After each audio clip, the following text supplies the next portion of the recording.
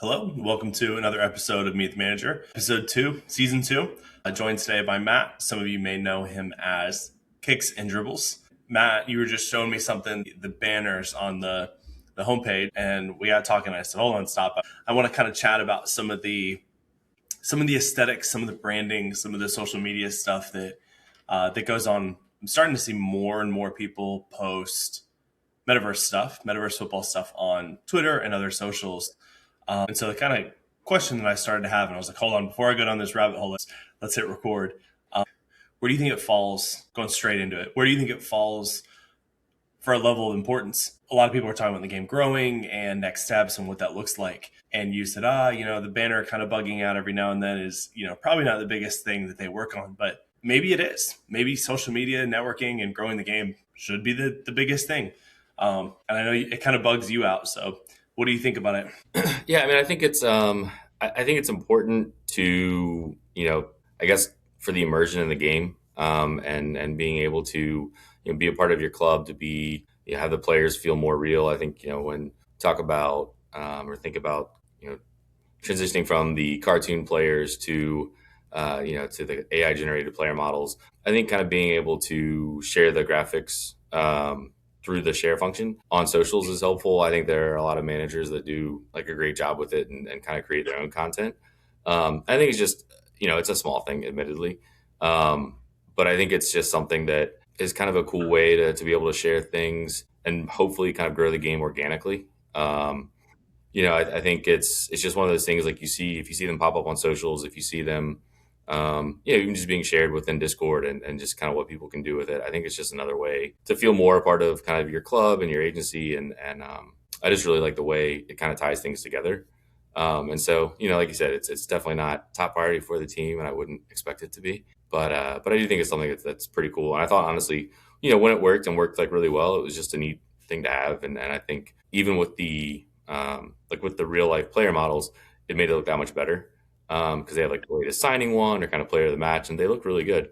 And I think people are spending time and now MFL to rebrand their clubs.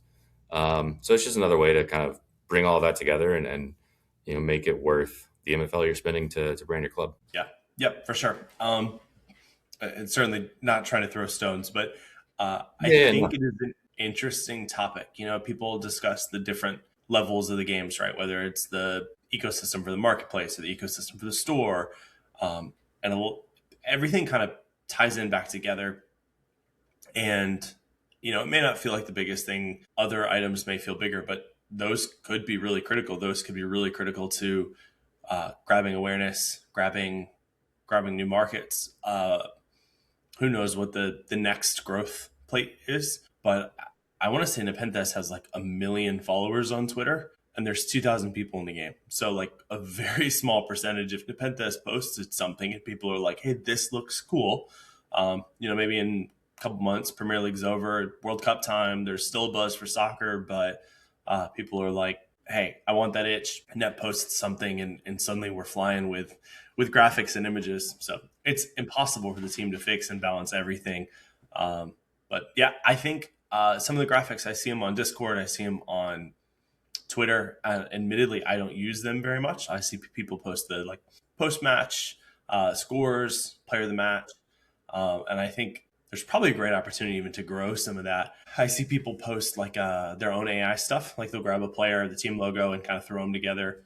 Razy's doing some cool stuff with the documentary. Sue does cool stuff. Our club does cool stuff. So lots of people on Twitter kind of regularly posting. Yeah, Eric does a lot with the Ciudad de Mexico club, the Jaguars, I think. So that and I would do a lot with AI, particularly when I had the cartoon models, and just kind of like hey, give me the real life version of this, which like now obviously we don't need. But I think when we talk about you think about like kind of kits and they've said at a later time like we'll be able to add kits to the players on your club. Like I think kind of that level of immersion, realism will just be cool to share and really cool to see on socials. And then you kind of have that the game provides, and then whatever else people are able to do on their own, like they're going to take it 5 steps further. So I think that'll be really cool to see once we get there. Yeah, for sure. It's funny because I sent you kind of a list of bullets and topics, which is pretty normal. And then my trend is to just, hey, if we get into a good discussion, stay with a good discussion. We're not going to go off good discussion to go to a bullet point. But it was funny because this was kind of like the end of the list, and you brought it up, and I was like, no, let's talk about it now. How the kits and the branding, are you satisfied with like the level of customization? Are you feeling like when you go in and do a kit editor, do you feel like, oh, there's so much more I want to do?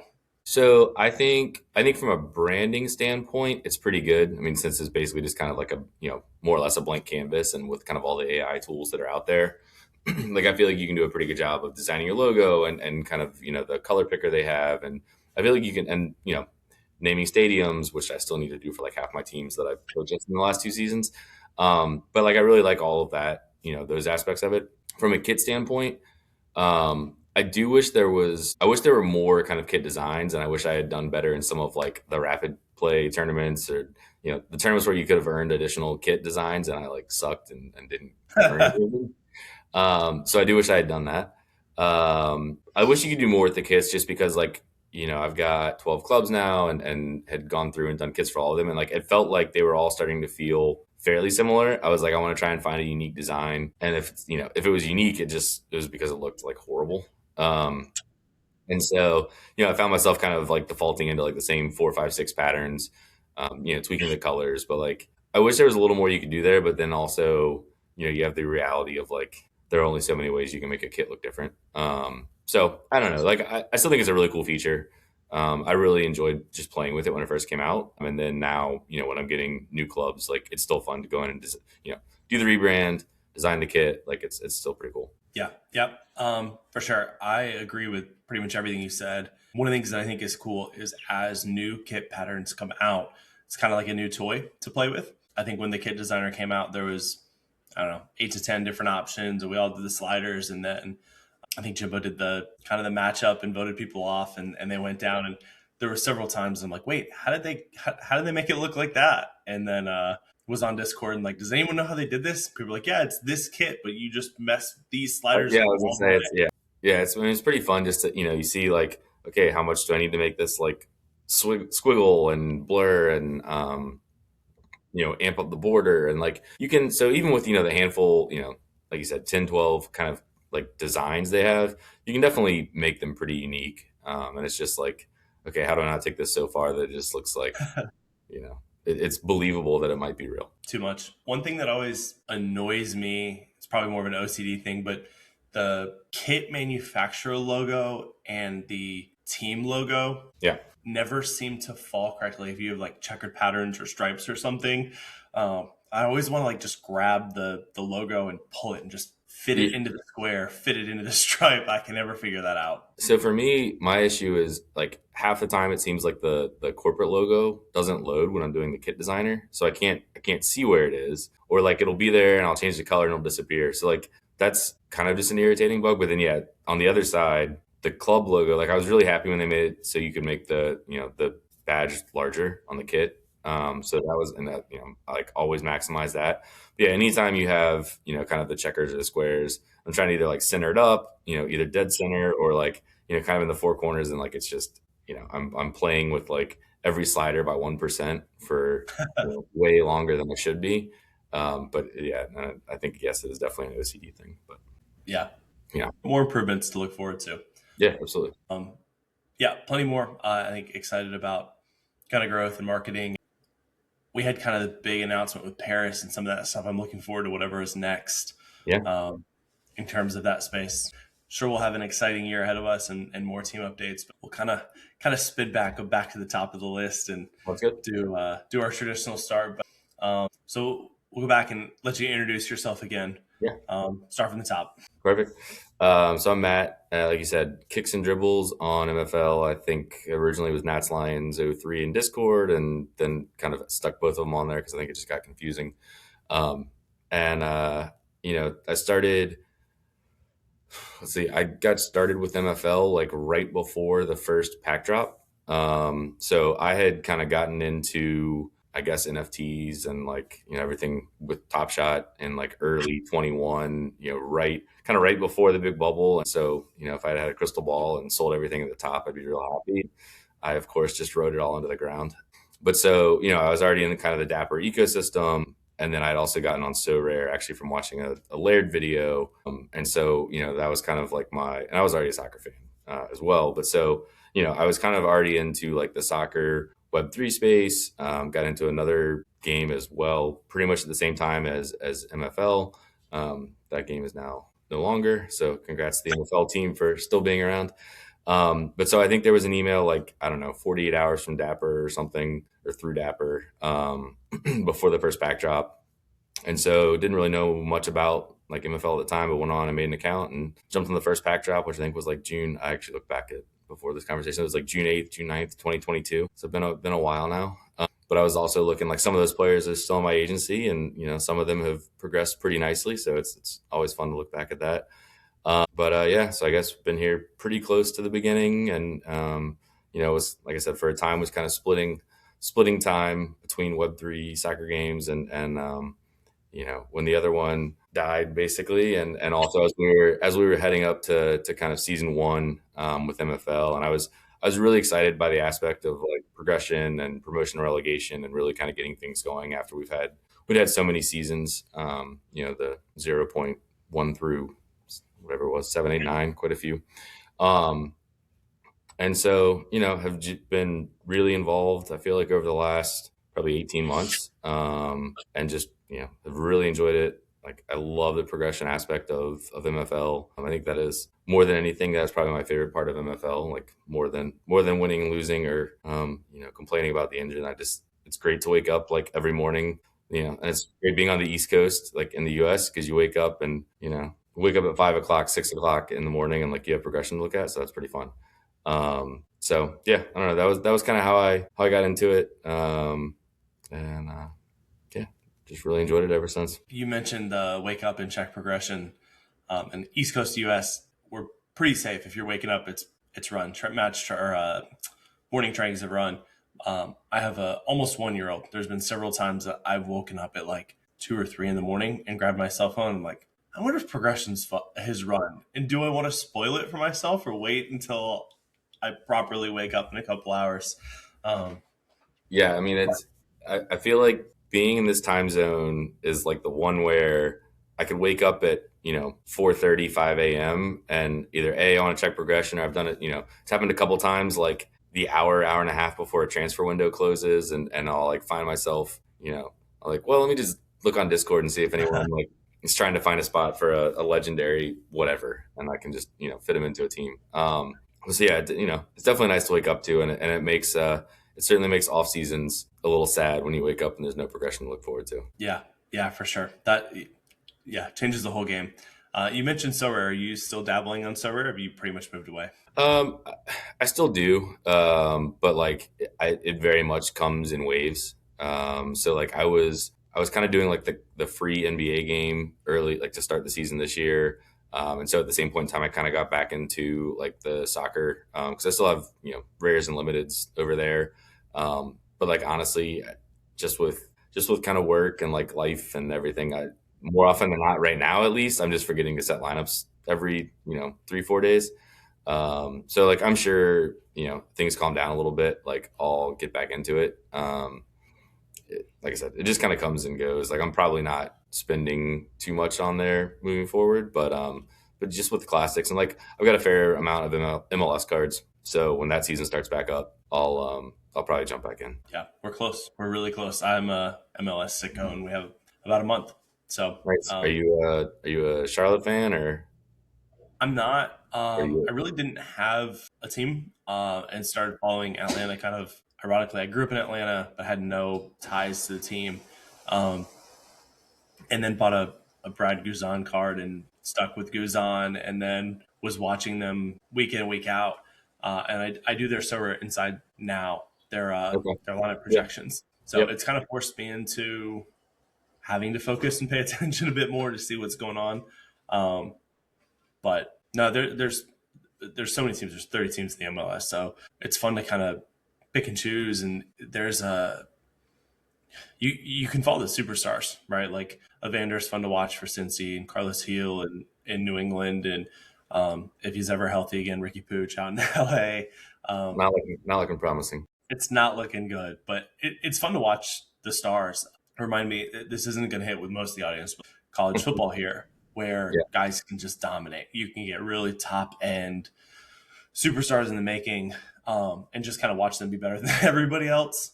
It's always been kind of fun to watch. You know how talented that level of athlete is, and they're still just getting gapped by somebody, and you're like, wow, it's like a grown man and kids. Um, but yeah, if I was forced to choose, probably Atlanta. I really liked Wilfred Nancy's style and thought he would do really, really well in Celtic, and I was immediately wrong, and then he was immediately let go. That was kind of a crazy saga. Yeah, that was. I mean, I felt bad for him. I think he'll wind up. We've got a handful of Celtic supporters that play MFL, and I'm sure they vehemently disagree with this. But like, I feel like he'll wind up back on his feet, hopefully elsewhere in Europe. And I agree. Like, I think his playing style is really good. But like, realistically, he probably should have tried to wait to take a job where he could have had a preseason with the club and kind of influenced, their transfer moves, because he does have a pretty unique style, and it's kind of taking if you're just taking the players that are there and trying to jam them into kind of his formation and how he kind of has everyone play a little bit of like positionless soccer, like it's just a tough ask.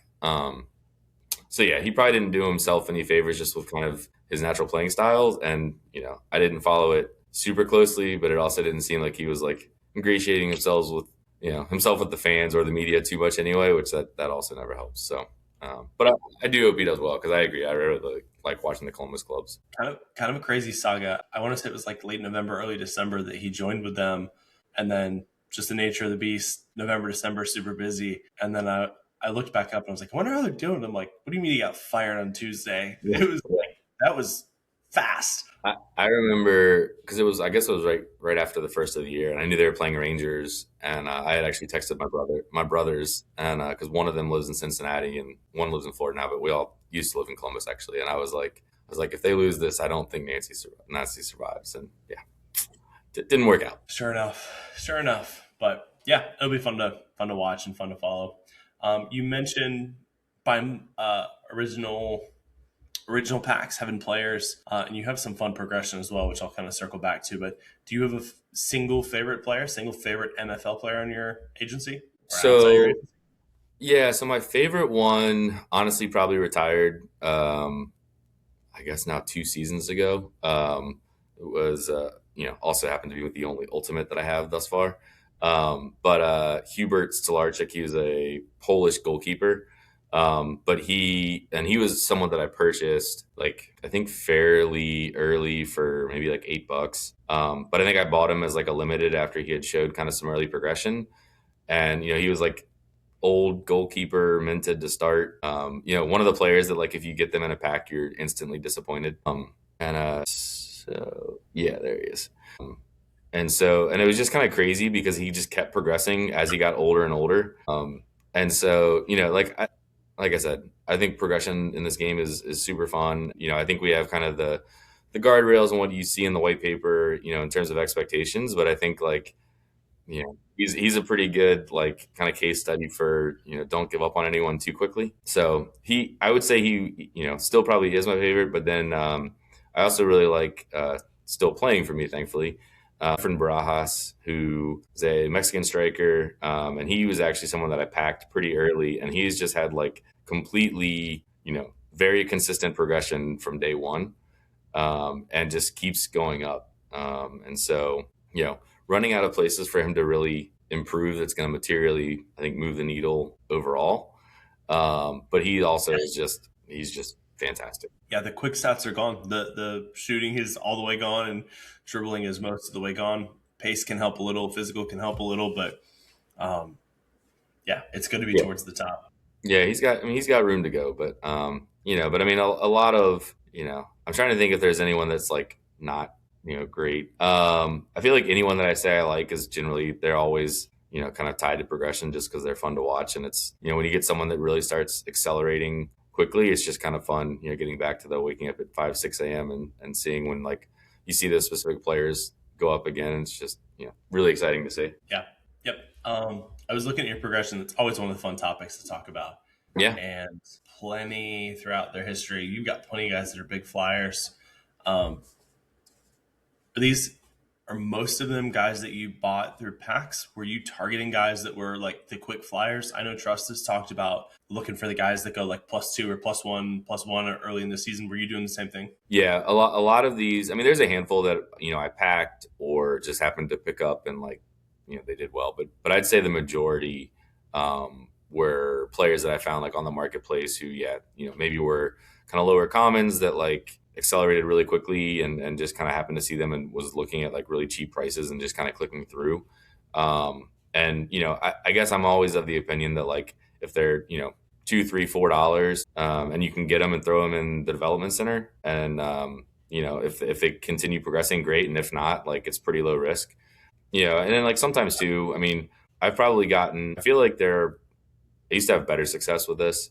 I feel like there are probably people who have gotten kind of a better system in place at this point to identify like faster progressors. Because I feel like most of the ones that I got, I probably bought 6+ months ago at this point. I've still found like a couple, but there definitely don't seem to be as many. I think people are probably also just a little bit more, kind of more aware of how important progression is, and that progression early on is usually a decent indicator of at least a long way to go still. Even if they're not going to get to like legendary ultimate, but if you've got a 60 who can become a rare or something, it's still pretty valuable. I think they're just not hitting the marketplace quite as frequently. So, which also means I've got to figure out what I do when like I think the average age of my agency is probably older than most, if I had to guess. And so, I'm gonna have some issues here at some point. But thankfully, I've been saving up MFL for quite a while, so I've got money to spend on reward packs in one way or another. Just got to figure out what I want to do there. I was going to ask, what are you going to do there? And you just said, I don't know. So, Yeah, I don't. I mean, when I watch, I think it was after this past, yeah, I guess it was after this past season, watching Trust like open hundreds of common players, which I was like, I actually think it's probably a pretty viable strategy, but also just looks miserable. So, we'll see. If I get really bored one day, maybe I'll find like an odd weekend day or something where I have nothing to do and just do that. But yeah, just I got to switch. figure that out. But I think I'm also like, I'm probably naturally probably a pretty risk averse person. And so the idea of like spending, 300,000 or more MFL on like a legendary pack and it just being terrible, I just don't even know if I have it in me. So we'll see. Maybe I'll land somewhere in the middle and try and do a bunch of like uncommons or rares or something. Yeah. Yeah. It's interesting how different people approach that space. It's probably the least exciting, but Sid likes to sell the packs and then like target very specific players.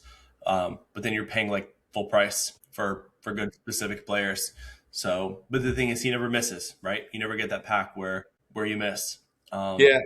I mean, I think it's a little bit different now than it was, say, like, if you go back to kind of, 10-ish months ago, or kind of during like the net layered boom, when you could sell a 19-year-old 64 for $60 or something. The math has probably changed a bit.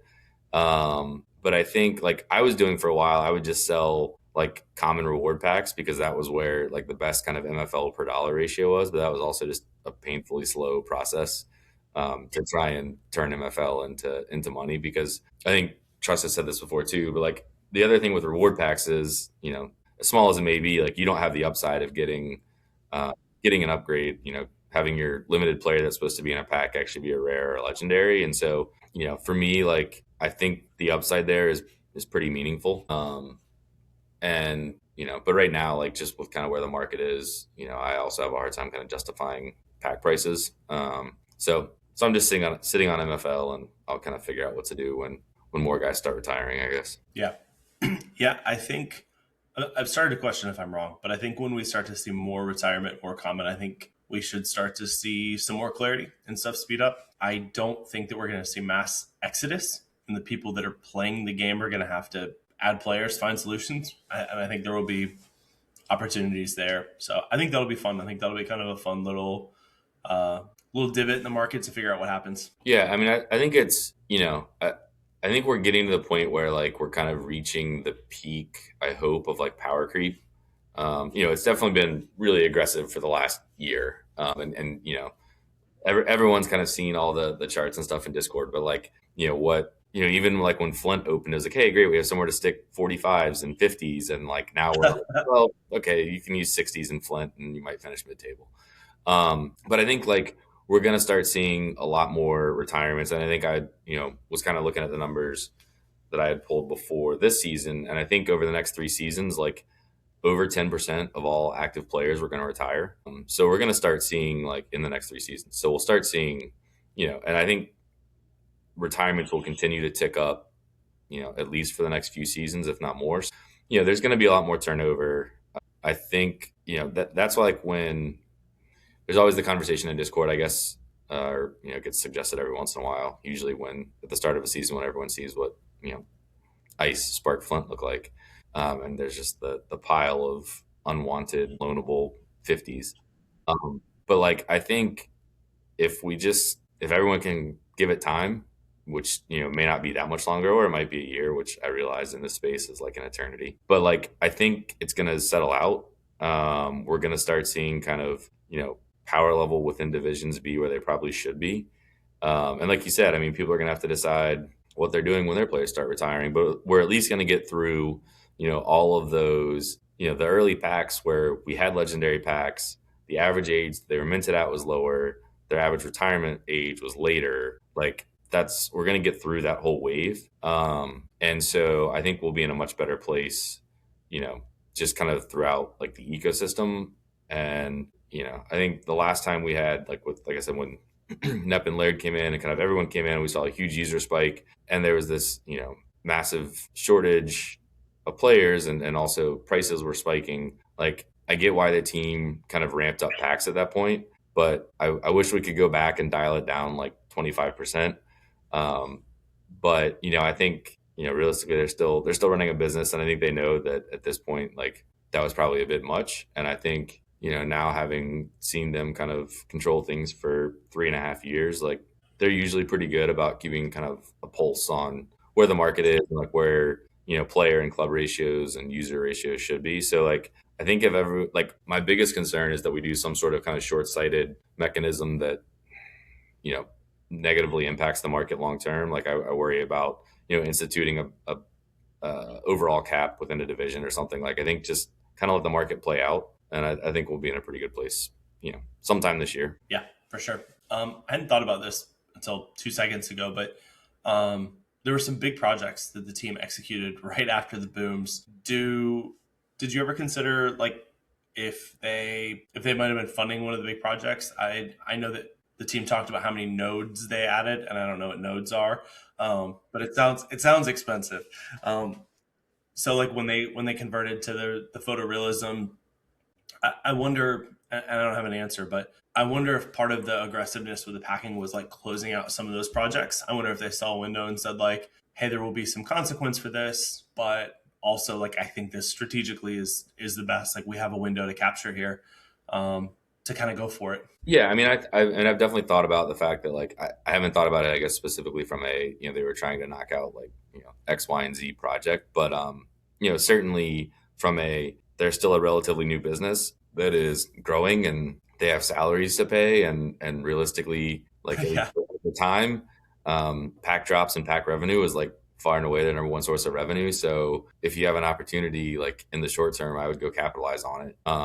And I think, I mean, they've said, like, they kind of saw what the downstream impacts were. So I think also, like, having kind of, the club marketplace, the pack marketplace, and, the fact that I feel like pretty much seems like the majority of transactions pertaining to MFL now happen within the platform, and so they're getting kind of the transaction fees on it. Like, I think that's all hopefully helpful, and helps offset maybe some of the pack revenue that's not coming in now.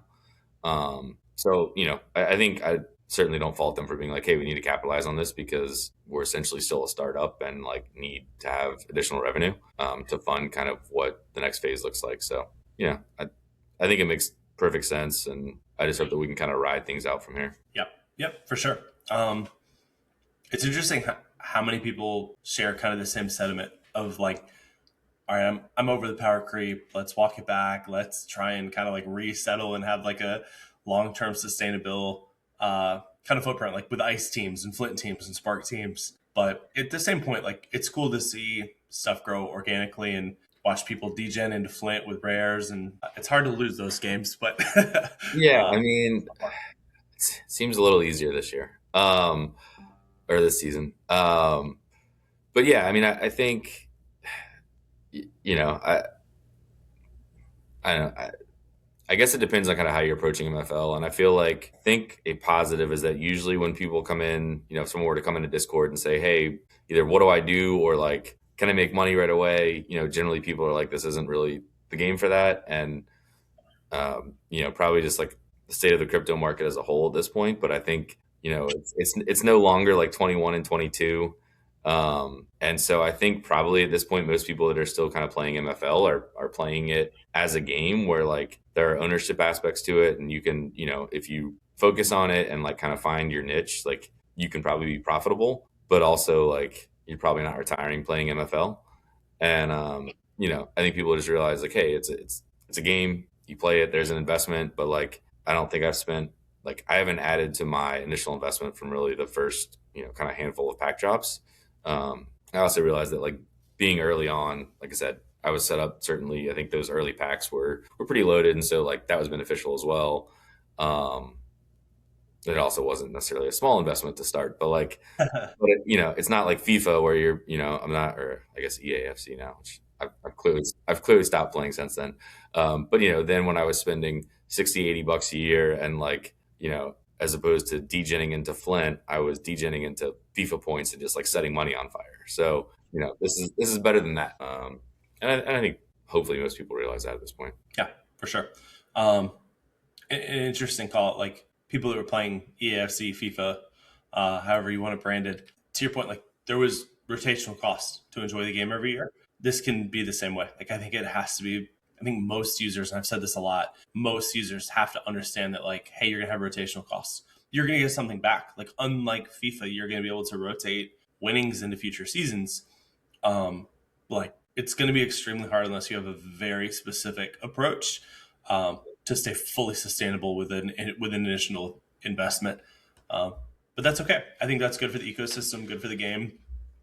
The team's trying really hard to make sure that everyone has fun and enjoys it, and like we're getting our value back out of our money, even if we don't retire off it. So I think that's Yeah. awesome. Yeah. No, I completely agree. And, I think we'll see where things go, but like, and like I said, I mean, honestly, I think probably market, if we don't see like, an exodus of managers as retirements pick up, like I think probably market prices honestly pick up from where they are today. Um, Probably not back to where they were like 10 months ago, which was probably an unhealthy place to be. But I think somewhere in the middle, I think long term is probably reasonable and sustainable. And yeah, and I mean, like, they're ultimately running a business, and it's pretty unrealistic to assume that you can just make a one time investment and play in perpetuity. And like, they have to make money too.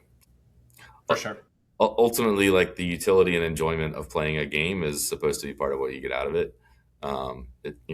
So, and they continue to add, to it. And like, also unlike, EAFC or a lot of other like projects or games you'd be involved in, you also get kind of direct access to the people that are actually working on it, which has always been something that's been, kind of funny to me to see like how people react to just, I guess, crypto projects in general, that like they believe because, I spent $5, I should have a direct line to the CEO or founder or whatever it is, and they should always be willing to hear my complaints. So, and I think the team is like great about how they communicate, really more so than like any other project I've honestly been involved in. So I think they do a great job with that. Yeah, for sure. I like the community does a good job of supporting them as well. There was during all the chaos around Christmas, I know there were people that were kind of like upset and frustrated, and there was a lot of people in Discord that were like, grow up, go outside, like go do something else. And to kind of have the community like so strongly back, I kind of enjoyed. It was fun. Felt like there were some children, and I'm throwing myself in the children's group, goofing off in Discord and joking with each other, and we got a little wild. And I think it was Lucas came back and wrote a poem or something and said, "All right, enough," which I thought was kind of really fun. It felt like Dad coming in and telling all the kids on Christmas morning to calm back down, which which was great. I enjoyed that as silly as that whole process was. I don't think we went too far, but we got close. Yeah, Um, yeah. I think generally it's a pretty good community. for sure. And everyone's I think everyone kind of knows that we're all trying to enjoy it, and like teams working their ass off, so they're trying. Yeah, for sure. For sure. Um, go back to some of the kind of basic questions. Do you have a favorite team in real life? Are you you said Columbus? Are you a Crew guy? Are you a Liverpool guy? So I am, as far as like European team, technically I am a Swansea guy. But like, I have a couple of Swansea kits, but like I've admittedly not followed them as closely, over the last few years. But when I really got into the Premier League in 2011, which was the first season they were up. And like I didn't want to come in and pick, Arsenal or Liverpool or United. And so I think it was them and like QPR. I think both were two of the promoted teams that season. And so the first season I was like kind of following both, and I was like, yeah. And then QPR got relegated the next season, so I was like, all right, I'm a Swansea fan. Um, and so I mean, I still follow them. Unfortunately, they've been probably closer to the bottom half of the championship more recently than the top. So see where they go. And then yeah, I mean, in MLS, like, so I'm in, I think I said, but in Richmond, Virginia. So we have the Richmond Kickers here, which is like USL Championship side, I think. And go to a handful of their matches every year that are a lot of fun. So support them. Been historically been pretty good, but like it's been a rough few years for them as well. And then MLS, like, I don't know, I root for DC United, which is not great, and like I like to see the Columbus Crew do well. But I wouldn't say I necessarily have like a favorite team. I just I kind of just enjoy like MLS as a product, and just like watching the league, like I said, kind of like watching the stars, but then also seeing it's just a pretty. I feel like there's a lot of just kind of variety in the league, just in terms of kind of talent levels, but like it's not top of the table, and bottom of the table in like Ligue 1 or somewhere where it's just like no one's got a shot. There's Mhm. still parity, just kind of given the American sports ownership model. So it's just kind of fun seeing like the turnover, and then also like I think much like how I kind of follow the NBA and like other American sports that have ridiculous collective bargaining agreements, like trying to figure out all the roster rules within MLS is just a lot of fun. And so like the wannabe GM in me really enjoys following MLS for that reason. Yeah, it's funny on the server side and the server Discord, where European guys will come in during the MLS season and they're like, "What's GAM? What's?" And Yeah, we're right. it's like nobody I really was gonna knows. say, yeah, it's like that's not a you thing. Yeah, Um, so yeah, it's funny, and I know a lot of the big European believers are like, "This is stupid." But to your point, it's kind of the game that makes it kind of unique. You can't compare it to like proper European soccer because it's just its own gamified mess, and that's kind of what for me. That's what makes it fun. It sounds like the yeah, same for you. yeah. I mean, it's fun. Like I'm looking forward to them switching the calendar. I think that'll be good just to be aligned from like a transfer standpoint. Kind of weather impacts on MLS matches notwithstanding. So I'm looking forward to that, and just kind of MLS becoming like at least a bigger player globally. I feel like getting there from a transfer standpoint. So that'll be fun. But then yeah, all the weird roster rules are still pretty entertaining, and to see when they enforce them and when they don't. Usually, I guess, which is when Miami's involved. So we'll see. Yeah, yeah. If I'm looking distracted, I'm looking on Google Maps where the Richmond Kickers are. Um, I know Richmond. Sorry, go ahead. No, no, good, good. I know, and we've talked about this about. I know Richmond a little bit, but certainly not super well. And didn't realize that they had a team there. Although I would say that level, I think I would be unfamiliar with most cities. Um, but it's I actually know that area. I'm surprised that I don't. I did. I was not familiar with them because I've stayed in a hotel quite close to there and was completely unfamiliar. They were a block Yeah, I was away. gonna say like if you're familiar, going way off track for purposes of this conversation, but if you're familiar with Carytown, like you can walk to the stadium from Carytown. So I mean, it's like a decrepit old stadium. Literally, one half of it is condemned. So it's just they just have big like advertising, kind of like banners on one half of the stands. But it's actually a really fun environment. Crowd's really good, good beer, good food. So it's a good time. There you go. Yeah, Yeah. different environment. And you have that kind of thing. Like the fans are there for to be fans. It's not like the box seats, posh. Like, no, no, Yeah. no. They're there to watch and enjoy and have Yeah. fun, get a little rowdy, which is part of the enjoyment. Do you have any plans to attend any of the World Cup matches or any big MLS games that you're looking forward to? Um, I'm in the most recent lottery, so we'll see what happens with World Cup tickets. I missed out on the first two. Um, I don't like, so I'm trying, if I get tickets, I put in for matches out in Seattle, inclusive of like I can't remember who the US is playing then, but one of the US matches. And then I think it was somebody in Egypt. Um, I can't even think of who it is. But so we'll see. I mean, if I get tickets through the lottery, I'll make the trip out to Seattle and go to those couple matches. And I had thought about, at that point maybe trying to drive up to Vancouver or something and see a match up in Vancouver as well, because I think it's like an hour and a half drive. Yeah. So that'd be cool, just like a cool trip for a week. If I don't get tickets through the lottery right now, no plans, but like I don't know. I'm still at the same company that I was at when the US got awarded the World Cup. And that morning I went in and put in like a month long out of office for like all of, I think, July or like mid June through mid July of 26. So there's only like two or three people that are still there that I sent that out of office to, but I checked recently, it's still there. So technically I'm still blocked off for basically the entirety of the World Cup. So I don't know. I feel like it would be really, I think looking back, I'd probably just be really sad if the World Cup is here and I don't go to any matches. But then also, like, I went in 2014 to Brazil.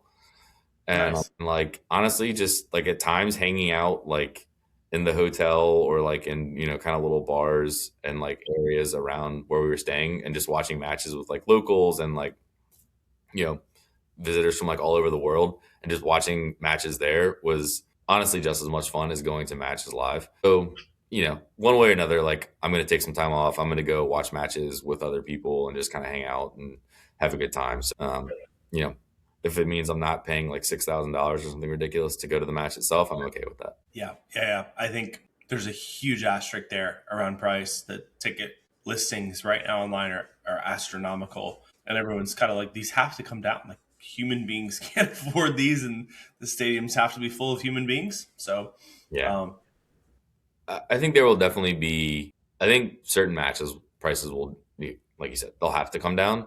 I also think there are plenty of matches where they aren't going to, and like it's just going to be astronomical to get in the stadium. sure. So Like, if Messi's playing it, they're going to be expensive.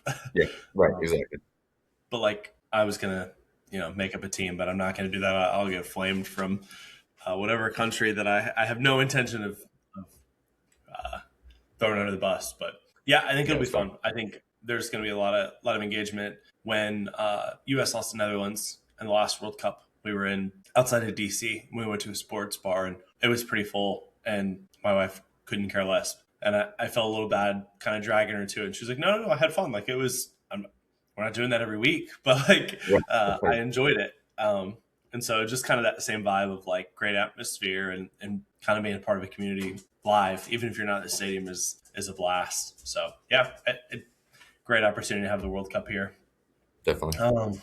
Yeah. So my kind of next thing is the hot topic, and I typically try and avoid super timely topics um, because it won't age. But I feel like this has been kind of such a hot topic. Talking about the engine, talking about kind of how things have been going. What's your take? How would you kind of rate it? What's your experience so far? So I am admittedly like I don't feel like I get close enough to like watching all of my matches, as closely as others do. I don't, I'm not running like 100 or 1,000 friendlies before a season. So, um, and like I guess I also just kind of accept that like at some level, like one, weird things happen in real life, and two, there's a team behind this trying to make like the most quote unquote realistic engine they can, and like things break, and they can't possibly test it at the scale that like we're getting with thousands of matches, every single day.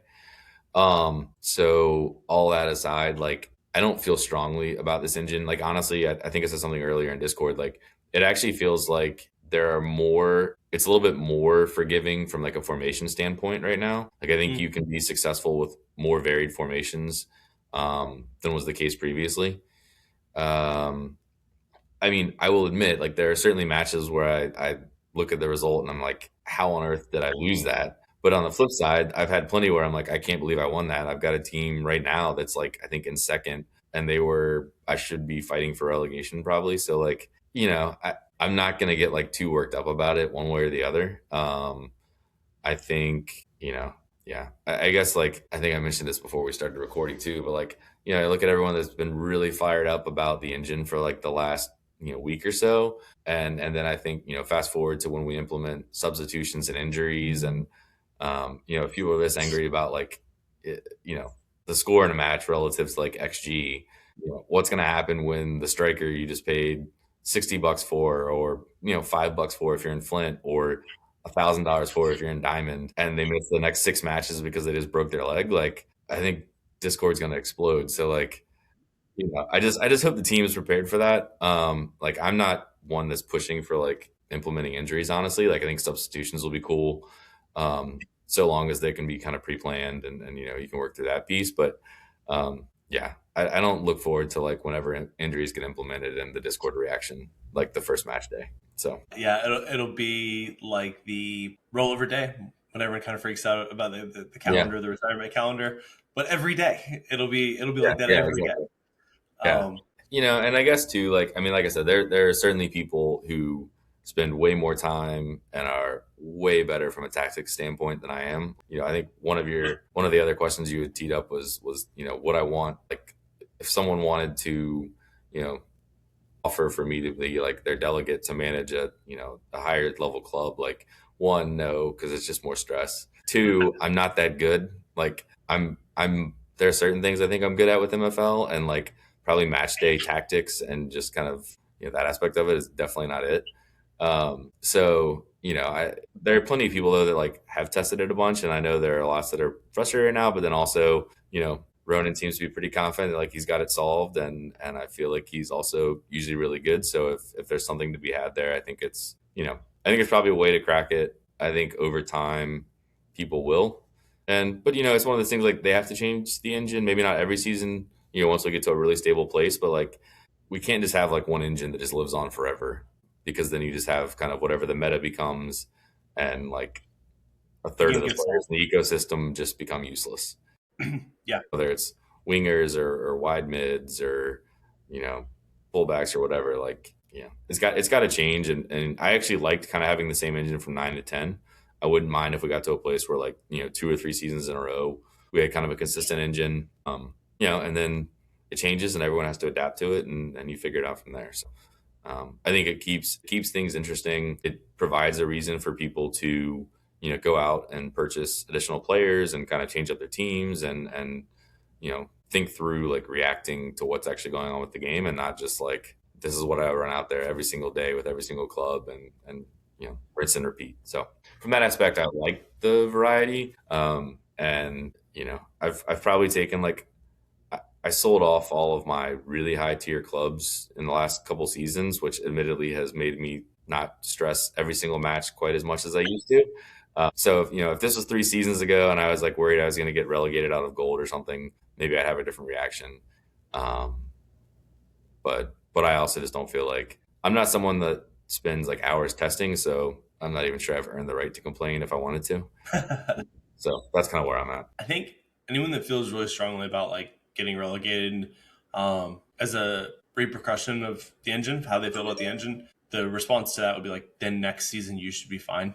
Like next season you should be right back. Like if your team is too good to get relegated, but the engine's bad, it's the engine's fault. Like sure, then you'll be back, right? Like, and I know that's frustrating. It's a frustrating path. And there's consequences, but at the same point, like it takes time. I really feel like I was pretty vocal. I was complaining the ramble, and I've given some feedback, some harsh feedback in some of the chats. But it does really feel like a stepping stone. It feels like they're trying to implement some new features and make the game uh, more dynamic and realistic. Being realistic doesn't always feel good, which is what's tough. And I think that's really really tough as a user to like. It's hard as a fan to like lose games that don't feel good, right? When you win the game but you draw, like when your team dominates but it's a 1-1 draw. Um, but like that's life. It doesn't feel rewarding. It doesn't feel like, man, this is such a great engine. It reflects life. It feels like this sucks. Um, but also like some of the things that they're trying to implement, some of the new uh, tools and items, it does feel like a stepping stone. In my opinion, the last two engines felt like really solid. And so kind of going to a stepping stone felt a little strange. There's a couple things that I see that I'm like, oh no, I don't like this. Um, but my 2 cents, I know there was a couple people that were like, hey, I like this engine. It's a new puzzle. It's your point, Ronin. I didn't see that, but uh, Ronin's flying. I think Ronin has a kind of a core foundation that fits well into the engine. So it makes sense. He tests a ton, spends a lot of time, a lot of effort. I know some of the Ramble guys are like kind of ahead of the curve on the training sense and they're benefiting from it. But yeah, it's interesting. It certainly feels like the hot topic in Discord. Um, and the team definitely seems to be aware, which I think is probably the most important part.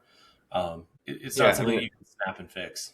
no, I agree. And I mean, it's when you talk about kind of realism and like, what are the parallels to, real life and MFL, like, and, I touched on injuries earlier, and like, that's going to go over really well when, when they happen. And similarly, like, with the engine, like, if we're trying to ultimately make it, if the team's trying to make it, smarter and reflect real life, and then, inevitably there's more variance in real life. And that's one thing I've seen some people talk about is I think like just the nature of goals are more varied in this engine than they have been in the past. And so, if you're trying to introduce things that look more like real life, you're introducing variance, and like inevitably things are just going to look weirder at times. Um, and so I think that's probably some of like, kind of like what you were saying. Like, I feel like that's some of what we're seeing right now. Um, and then also like on the realism piece, I feel like that's another one where people kind of selectively choose when they want it to be mirror real life and not like, when a team of 80s winds up in Spark. Well, I mean, that's kind of like what happened with Wrexham, or if you have a government basically come in and take over one of the clubs, and they inject billions of dollars in like overnight, and they go from fighting relegation to fighting for the title, like that's real life. It's probably somewhat a little bit tongue in cheek, but then like also, my other thing with honestly the overall caps is like I don't think we want to limit utility, and I don't like forcing people to play MFL like one way or another. And part of the reason honestly I didn't even love having like the kind of minimum overall caps, but at this point I've gotten used to it, and like I understand why it's there, at least on like some of the higher divisions. I still think you could probably argue that like, from ice and below, they don't really need to be there, but I think it's fine. At this point, I think everyone's gotten used to it. It doesn't really matter. But I don't like the idea of like limiting the utility of, ultimately of assets that people are paying for, which, if you step back is still kind of what we're dealing with. Yeah, yeah, for sure.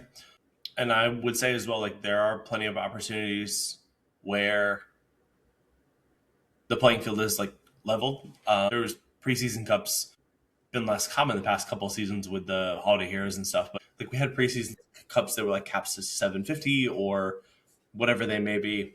See how people did on an even playing field, and then even the in-season cups are pretty well leveled, where the whole cup league is pretty close together, and you can kind of get a fair effort that way. So like even if you're in, I know Nepenthes talked about this in a lot of videos, and he was like, yeah, like my teams may not be the strongest in the Spark League or the Flint League, but like I still have the cup. Like I can chase championships for the cup if I set this up right and do tactics. So just a different perspective and approach. There's not as many games. Certainly kind of a different dynamic. Yeah, I mean, I think it's, like somewhat similar to the engine being a different challenge and something you have to react to and adapt to every season. Like the dynamics of your league are changing, like the teams that are getting promoted and relegated, like you could be, really competitive one season, and even with like minimal turnover on your roster, three teams that get relegated, or, randomly a couple teams happen to get switched in or something, like the dynamics of your league can change completely in a season. Or like, I mean, for me, the last couple of seasons have been a little bit weird because I knew I had trips like both right in the middle of season 9 and season 10. And so I had a gold club and a silver club, both of which I sold right before season 9. But like I had already pretty much signed all my players to them, and I, pretty much had to leave them signed just to be able to sell them for a price that I was, okay with. Um, But so then, so for season 9, like I just kind of played it out as it would be, and followed along as like all of my players got these clubs promoted, and I saw very little of the benefit. Um, but then last season, like I had all the same players, and basically everyone had been kind of knocked down like 2 tiers, and so my clubs last season were super overpowered, but like I also knew that I was going to be gone for a week and a half, and wouldn't have as much time to kind of dedicate to MFL. And so I was, planning for that in advance. But like for the most part, I got my butt kicked in the cups. But like in leagues, my teams were way stronger than they should have been for their divisions. And so, I think now like I've been trying to kind of acquire US based clubs just for the last couple seasons, just because like, I've been trying to shift kind of how I view MFL and like where I get, what I have enjoyment out of with it. And so like, trying to kind of get like the cities that I care about or have some sort of connection to, trying to get those promoted. So working on that as we speak. Yeah, I noticed I was peeking earlier today, prepping some of the questions.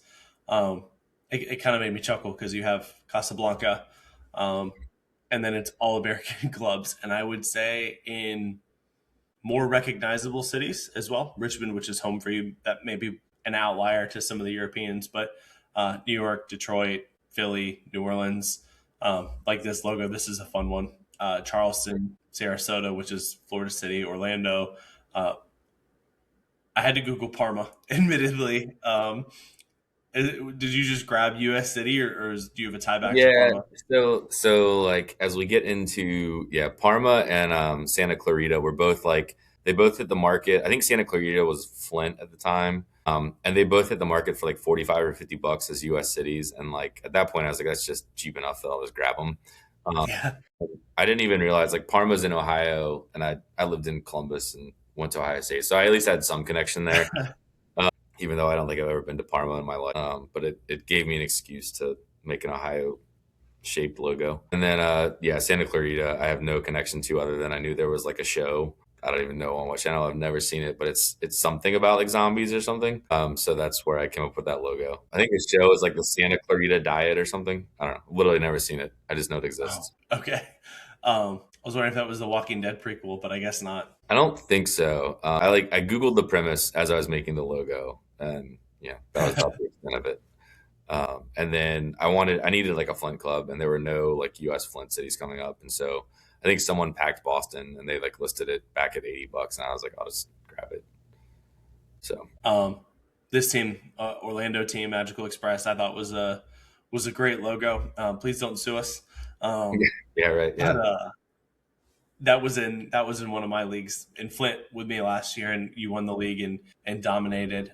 There was two teams ahead of me in terms of overall rating, and both teams, you and another, finished ahead of me in the standings. I was really rooting for the number two team to win their playoff and get the heck yeah, out of there. right. And they didn't. They lost and then fell back in. And I've got a battle with them, and then another team loaded up. I kind of expected another team to load up, um, but I'll be battling in Flint again. I want to get that team out of Flint, but Yeah, um, I mean, it's interesting because like I've got now what, three, I think, Spark teams, and I'm almost like, I mean, right now that Santa Clarita team is just a disaster anyway.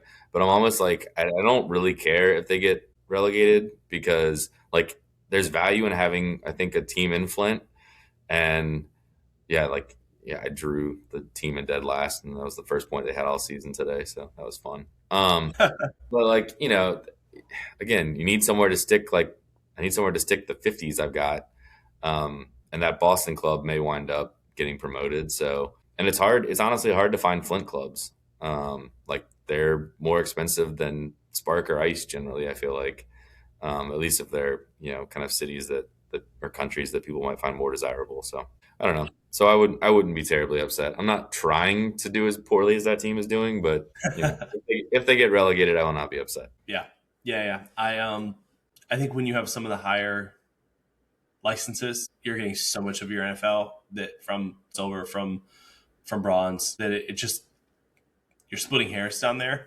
And to your point, it's more about the progression and kind of the fun of it. And I think I really enjoy this. I really enjoy how people appreciate and have fun. Whether it's I talked to Codex a while back, and he had numbers and birds and some other stuff that he incorporated. And everyone kind of has their own take and their own brand and their own enjoyment. And love that. I've looked at some different clubs that I'll run into people and appreciate a logo and click into their agency and kind of scroll through and see if it's a one-off that I like or if there's a brand. So that's always Yeah, fun. yeah, there are definitely some.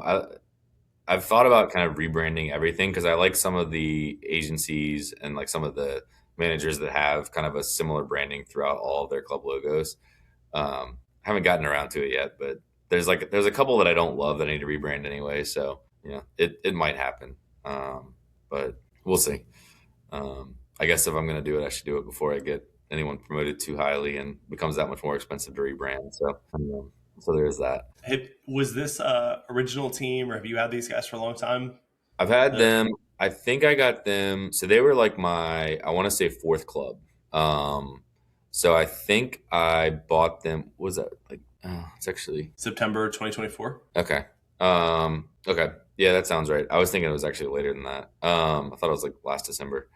Um, but yeah, I think they were my fourth club because the first three I think were all packed. And I had a platinum club, which was Valencia, which I think now, which I had named them like the Valencia Mustangs, and I had them for probably 3 years. I think I sold them like right at the start of season one, if I remember correctly. I think to Palmer, but I was like afraid I was going to get relegated, and I was like, whatever, I don't want to be holding this and get relegated. So I sold it, and I think now that's like I think that's SUFC Blades' Mustangs team, if I remember correctly. I think he's still got them on plat. So I had them. I had a windmill or club that I named MFC Windmill, which was based in Arnhem, Netherlands. I can't even remember. Oh, and then I had a third club in Turkey. So I think those are my like first three clubs that were in like gold. I guess gold, silver, bronze. And then I bought this club. I don't know. I really liked I liked the aspect of the logo that I got to create, and I don't know. I thought Casablanca was unique, and at the time it was like $60 on the marketplace, and at the time that felt like a really good deal. So I picked that up then. So I think that was my fourth club, and um, I was planning on because I have a pretty like that silver squad's pretty good, and I was banking on getting promoted to gold and then selling it, and they're just doing horribly this season. So I might have to rethink that because I'd probably want honestly that like long term the Richmond club to be my best club. Um, so was hoping both of them would get promoted, and then I would just probably sell this off in gold, but not looking real promising as of yet. So did pick up a win earlier today, so that was good at least. It's close too. It looks. I mean, quick glance, you're low, but you're 3 points from fourth, 4 points from third. Yeah, So yeah. I mean, it's pretty tightly bunched. So we'll see. But like I said, I think the other thing too is like uh, the higher you get division wise, like you certainly start running into more people that are doing more testing and really trying to figure out the tactics and um, you know, it's harder just to win solely based on overalls and like really strong teams. Like I think you have people that really figure out what works and what doesn't. And probably earlier in the season too. Like I feel like I usually figure it out, but it takes me until about mid season. And so like I'm usually kind of trying to climb up the table. And then also I've got, unfortunately a lot of guys here that I'm going to lose this season. So that's pretty disappointing. yeah, that's tough with rotations as well, because they just don't bounce back. Um, No, I mean, it feels like I really only notice it the last season they're retiring, but I mean, it gets tough. Like I usually, for most of my clubs, I'll just play like I try and have like like a Savage there, like a left back, right back, and I can just kind of I'll just rotate three fullbacks basically. But like with this club, I had to go 2 and 2 because two of them are retiring this season, and like they just get annihilated from an energy standpoint. Milas was actually someone that I purchased in the marketplace pretty cheaply, and like he's progressed massively. But like he's retiring so early, and it was so depressing. 31. Yeah, for the older, not technically not an older mid. No, he's not. Yeah, he's not an older one, but I was still pretty devastated. Yeah, after seeing these, you want these guys to hang around for a little Yeah, bit. like yeah, exactly. And honestly, even if he just plateaued, I'd have been perfectly happy with it. But yeah, that one was disappointing. So Yeah, both ends. Do you run five at the back, three at the back, or are you typically just four at the back, third and third? I don't think I have ever run five at the back, or if I have, it was like one match, and I probably got destroyed, and I was like, oh, I'll never do this again. I do. predominantly four at the back. Usually, if I do three at the back, it's a rotation thing, either because like I need to rest fullbacks. Like sometimes I'll just set up my teams where I have one left back, one right back, and like four center backs or something. So inevitably, I have to go three at the back at some point. Similarly, like if I'm in some of the lower divisions, like if I've got a massive overall advantage against someone and I'm just trying to squeeze in an extra game of rotation, I'll do that. I do feel like some of the three at the back formations have actually been pretty good the last couple seasons. Five at the back too. Actually, I just don't play them. But for the most part, I'll run four at the back for most of mine as like base formation. Yeah, yeah, that makes sense. I've done that as well. The one left back, one right back, four center backs, and then pivot into the three at the back to give the fullbacks a rest. The thing that's fun there is if one of the fullbacks gets a red card and then you're resting off rotation. Yeah, it's not ideal. Yeah, but yeah, I mean, it definitely, it's also risky because I feel like I said, mid season, I feel like I usually have like a decent handle on formations and kind of what is and is not working. And at times you can, if someone gets red carded and you're forcing like three at the back and you're going to get someone where you just know it's not going to work, like you just get, steamrolled, but can't really do anything about it at that point. So I think too, it'll be interesting to see, like I might need to change whenever injuries come into play and like also maybe even just substitutions. I might need to rethink that a little bit and just have a little bit more depth. I've probably already I feel like the first handful of seasons I was usually running 17 or 18 man squads. And I've found that like I was just kind of coming up short energy wise. Like people were getting tired, and like especially as you get into retirements, like you said, people in the last year don't bounce back quite as quickly. Like I've run, an extra player or two on most squads. I'm probably pushing like 20. And substitutions and injuries might make that, look more like 21, 22. So we'll see. It'll be interesting to see how it plays out. Yeah, for sure. I know there's a lot of questions around substitutions. I mean, it may help. You may be able to throttle guys in and out so that you can start your starters to where like you just say, hey, one of the fullbacks is rotating out at the 60th minute every game and they don't drain as fast. Or maybe they drain equally. And to your point, you do need to run extra guys to run those subs. And then it'll be interesting. It'll be interesting to see if there's a gap there. I could see if that's the case, like if both players drain their energy fully, I could see Trust just never, with his lower team, with Trust the process's lower teams, just not subbing because he's like, I'm not sacking the energy. I want my players getting games. I want them getting their stuff. I mean, I definitely could see, him just running, still really lean squads and just being like, I'll take the hit. And like you said, I mean, it's also at some level, it just becomes like a question of what are you actually trying to accomplish with each individual club. If you're not pushing for promotion and you're like, this is just a club I have so that my lower rated guys are getting 20 matches a season, like it doesn't really matter if they're dipping into the low 90s or even like upper 80s energy wise. Like it's really not the end of the world. But yeah, I've definitely found, I feel like this year more so than this season, like I've been trying to keep energy higher, I feel like, and still pretty early in the season, so there haven't been too many guys that are dipping too low, but I've been trying to do probably a better job with rotation, sometimes at like sacrificing overall and just kind of probably ratings in general. And I'm not really sure how that's working out at this point, but I do feel like I've been trying to prioritize energy a little more. Cause I used to would run people down to like 91, 92, 93 if need be. And I haven't really been doing that as much this season. Yeah. It could benefit you in the long run if this guy looks pretty healthy too, or this individual. If people are burning those assets a bit more and running guys down to the 80s, like when they have to rotate, those games are going to be tough for them. Whereas like you're pretty healthy across the board with this team, and it's tight. I just looked. Your NFL Stats has you as the favorite for this league. Taking a quick glance, I mean, you do certainly look a bit stronger on paper.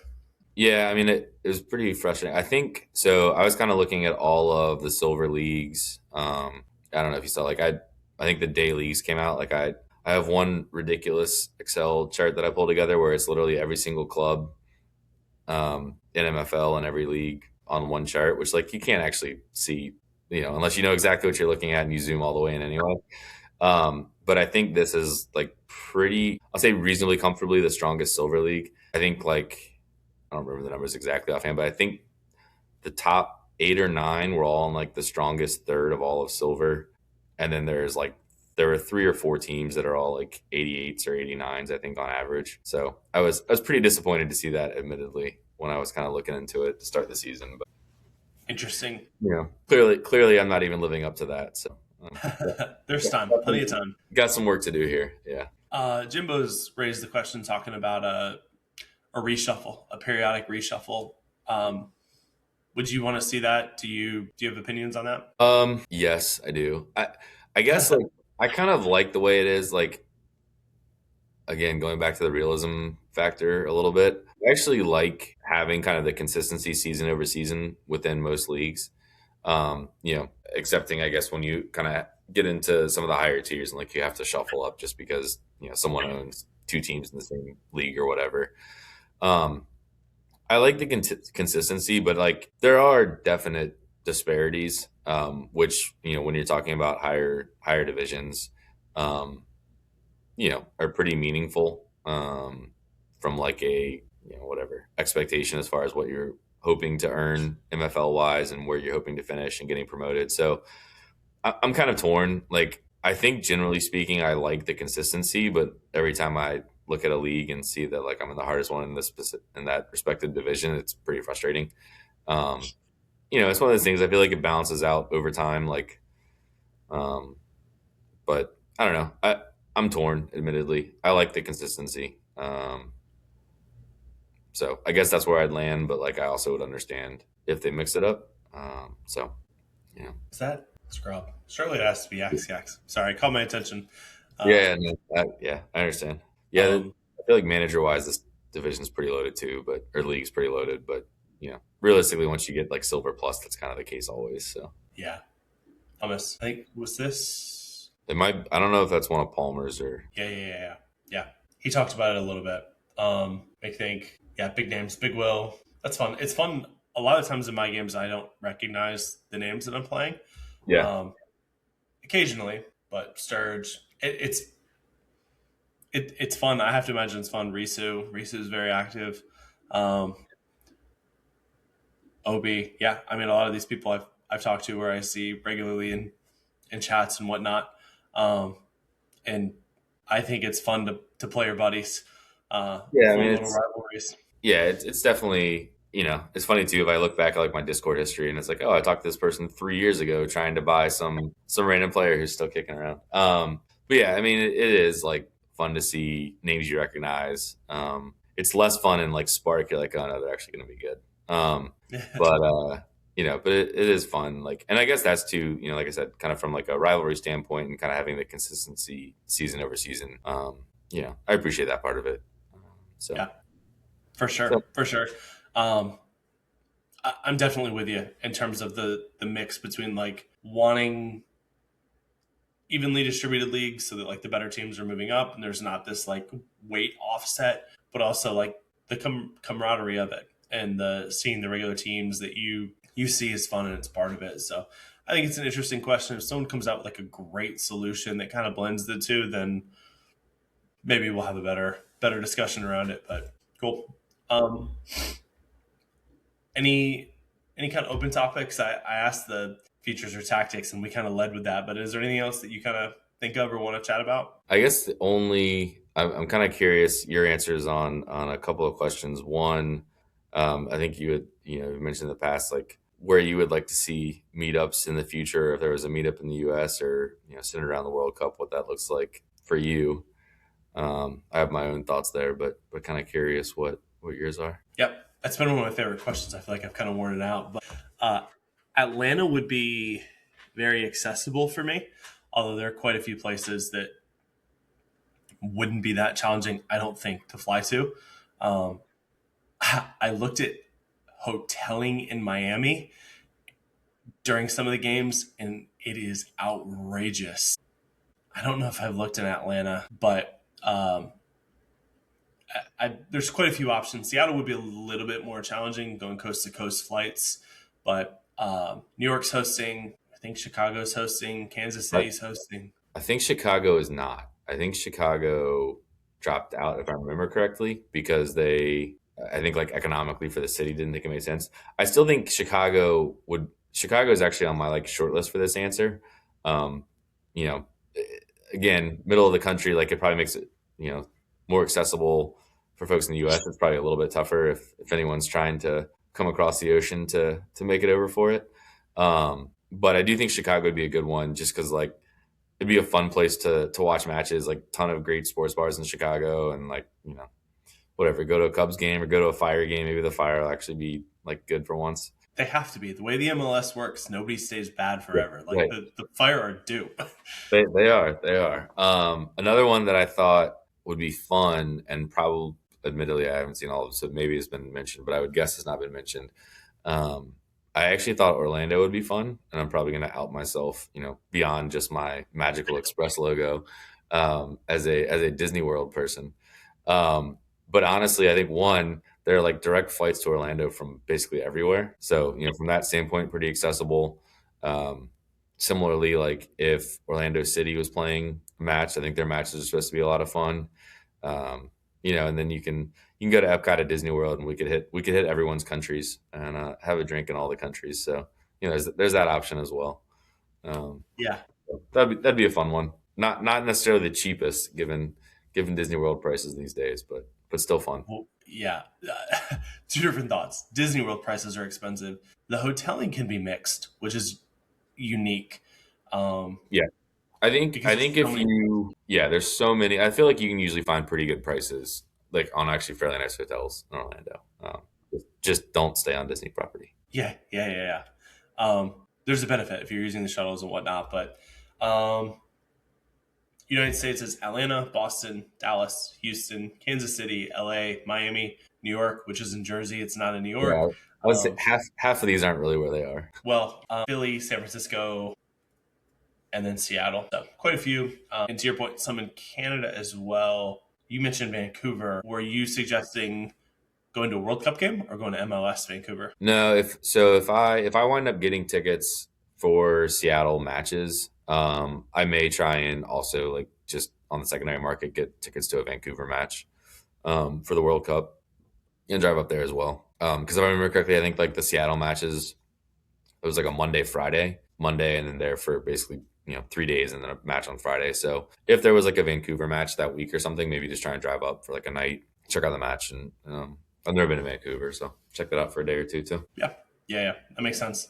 Um, yeah, I'm pretty open. I think if we could get a quality meetup, I would be pushing very hard to get approval uh, to get out there. And a lot of the cities would be fun, and even the ones that maybe won't have the biggest names.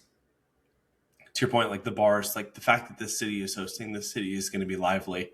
I was in Charlotte during a lot of the Copas, and Charlotte was pretty lively. And I don't necessarily think of Charlotte as like a massive football town or a massive soccer town in that sense. But those that were there local came out and people flew in, and it was a blast. Um, Mentioning Chicago, there's quite a few managers from Chicago as well. Brian's there, Big Will. I'm definitely leaving a couple people off. There's quite a few in like greater Indy area, which isn't too far. Yep. So Yeah, no, I mean it's central. I think you can get there from kind of everywhere.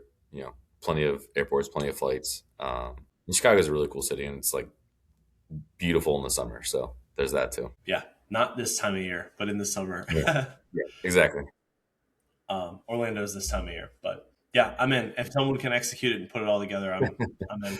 Right, right. Yeah, it'd be fun. It'd definitely be fun. Yeah, cool. Anything else? Uh, Last thing, I know we're running long. Where do you stand on internationals in MFL and international matches, tournaments, whatever, something? I like it. I love the idea. I think that the system is pretty full. The calendar is pretty full, and I like the rotations. I like the seasons. I like stuff. Um, so, like, I think if we were to deviate from what we're doing, I I wouldn't want to deviate from what we're doing unless it's good. And I think that's probably why we're not seeing like crazy stuff. But if we could have like a good system that feels fun and feels engaging, then yeah, I'm in. I thought the Holiday Heroes was a lot of fun. I made a comment, and I may have misread the response, but I made a comment that I really enjoyed in Discord, and somebody kind of like laughed at me, and I was like, I don't get it.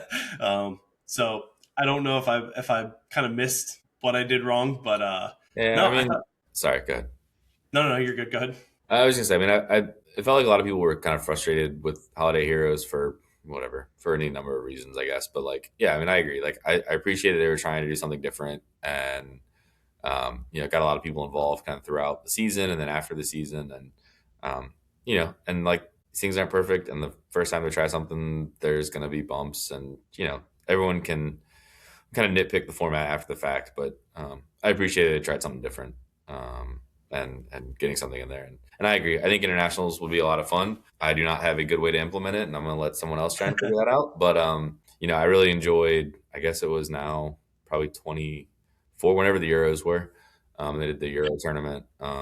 Again, like probably some things that if they went back and redid it, would do it differently. But like it was still a lot of fun. And like I know I have some guys that were playing for their national teams in that tournament, and so now they have like a little national team badge on their profile, and I think that was just kind of fun. So I think it's just like small things like that that again kind of amp up the realism a little bit and just give you something else to different way to play the game. So I appreciate it. Trying to do math. We're 5 months, 20 weeks, 3 seasons, Yeah, I think so. 12, 13, 14. End of 14, I think, would be when real life World Cup starts. So probably a little too soon to get some news drops, like if they have plans for World Cup. They have to, right? Like if they did it for Euros, they have to do it for World Cup. Yeah, I mean the difference is with Euros, you weren't in like the kind of the more natural cadence we are now. To your point of like we have progression, we have promotion, relegation. It feels like it's a little bit harder to break up the calendar now, I think. But yeah, I'm sure. I hope there's something. I'm sure there'll be something. And I think it's just a question of like how big or how small. And again, that they can figure out how they want to approach that. But I think it'll be fun regardless. Yeah, um, it feels like such an event, such an opportunity. I really liked Laird had one of the guys from So Rare NBA on, and the phrase that he used was tent poles, talking about like the big events. So for American NBA, All Star Game, playoffs, those kick off for the season, like those big events that you can kind of leverage around. Uh, and this just feels like one of them, right? Like it's when you get I kind of like soccer, that fan that's like into it, and you don't always have that person's attention in this space, but you'll have it then, right? You'll have it on Twitter, you'll have it there, and like surely, I know one of the concerns that people have talked about this is the team wants to keep their rotations and their calendar for pack sales, pack drops, and all that stuff. Which, yeah, good, of course. Um, Keep the lights on. We got to keep the servers running. So good. But like, surely you can leverage that. Like, surely you could do fun stuff like packs, like a I Dutch was, pack, like a Dutch Lego pack. yeah, I was gonna say. I mean, I don't think I've participated in like a pack drop in probably 3 or 4 seasons at this point. And like, if there was an international pack drop, I'd 100% be buying. Yeah, And so it's just like kind of the novelty of it. And if there's going to be like a one-off tournament or whatever, like, yeah, I'd definitely do that. And I think, like same thing with, this is when like the most, kind of casual fans get in. Like, I know execution wasn't, and maybe like retention wasn't as good as they hoped, but like if you wanted a time to take another shot at trial clubs, like that's probably not a bad time to do it either. yeah, And figure out like what the marketing looks like and what that tie-in looks like. yeah. That's a great call. I know in the older views of these, they had like a phrase on that said something like first edition or first mint or something like that. I was wondering if they could include like flags in the background or something. So like the whole space behind here was like the French flag or the Italian Yeah. flag or the Dutch flag. I think that the branding around the colors is really cool. Like being able to have the purple for the Lego and the blue for rare and the green for uncommon. It feels so special getting those upgrades. Like those tier breaks feels so cool when the baseline card. But they could still work stuff in. Like you could still have like a blue base with Portugal in the background, like the Portuguese flag kind of behind him. Um, it would be cool to see if like, maybe the dynamic image was the guy holding the flag or stuff like that. Like there are so many Yeah. opportunities. Well, or even if like, since like right now at least we don't have like they're just kind of the random AI generated kits. Like even if you just had kits that even if it's just like the colors, for like the specific countries or something like that would be kind of a cool touch. So yeah, there's definitely things that can be done. So we'll see what it looks like in a few months. Yeah, for sure. For sure. It'll be fun.